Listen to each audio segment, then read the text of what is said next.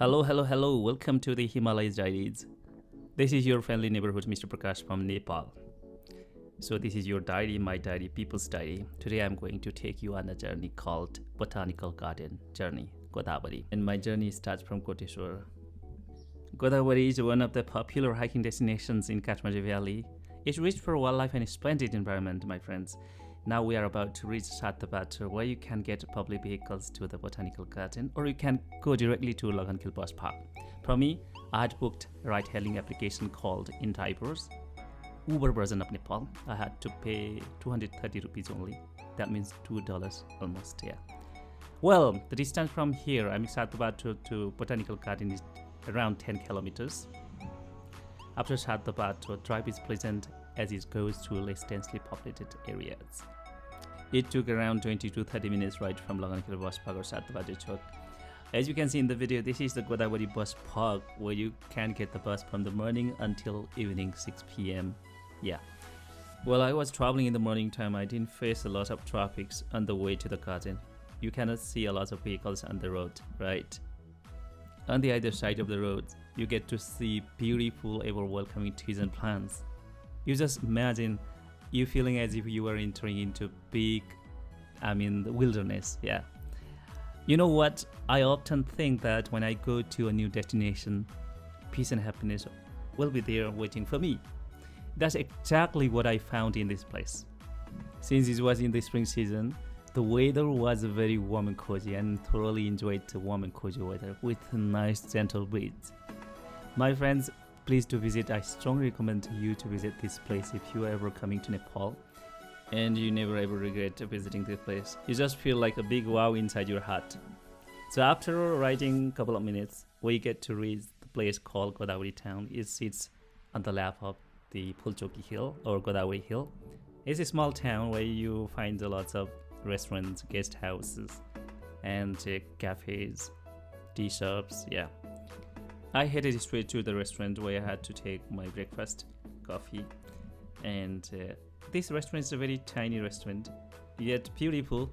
The hospitality was immense. It's great, as you can see in the video. So yeah, I did my breakfast here. So after walking some steps, I would say 50 meters from this restaurant, you can reach called Godavari Kunda, also called Panchadhara, or Godavari Temple. I will tell the story later. First, let's go to the Godavari Botanical Garden gate to buy tickets. So let me take you to Godavari gate. So this is the fork point, divider. The straight goes to the Kunda, and when you turn to the left, it goes to Godavari Botanical Garden gate. If you're walking, it wouldn't take more than a minute to hit the gate. But if you're riding a bike, it will just take a few seconds. So this is the Botanical Garden gate where you can buy tickets. Tickets are divided into different categories. For example, for Nepalese people, it would take around 50 rupees here. And for the Shark Nations countries people, just $2 around. And for non-Shark Nations, other foreigners, it could be around $8. Yeah. As soon as you enter the gate, you feel the freedom of nature. That is your motive, that is your goal, isn't it? Well, at the same time, you get to see the beautifully made footpaths and the gates. The gates are made of a Himalayan bamboo bush. Yeah, and it keeps you engaged throughout your journey. Now let's go to the center of garden, or heart of the garden. People also call the Godavari, where you can observe the tons of flowers. They are blooming, they are flourishing. Let's go, 1, 2, 3. This is the garden. Main garden. You can enjoy the time and have a good time for a while.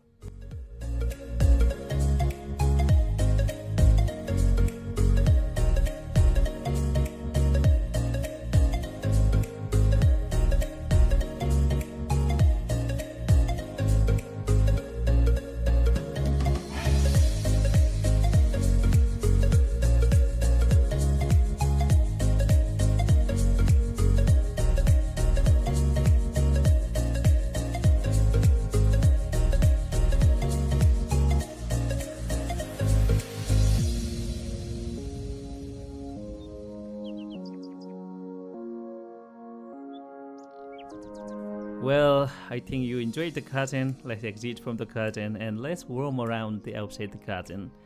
It's so beautiful. You can see the big trees, tall trees, and lots of people. It was on Friday, by the way. You can see the lots of people. And this is the rhododendron tree. The rhododendron tree or rhododendron flower. This is our national flower in Nepal. If you have hobby and interest taking photos and videos, you can shoot the videos and photos as well. But you have to pay money at the gate ticket counter if you have a bulky camera. But mobile phone, that's fine.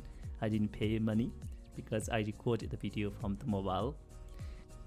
Well, this is the other side of the garden. You could avoid visiting this place on Fridays, Saturdays and Sundays, as the garden remains crowded with a number of students.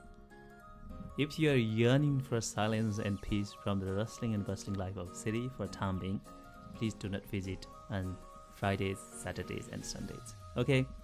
Alright, these are the small ponds inside the garden. If you are into photography or videography, other places definitely wouldn't hold a candle to this place. So try to capture each and every moment and action of your life.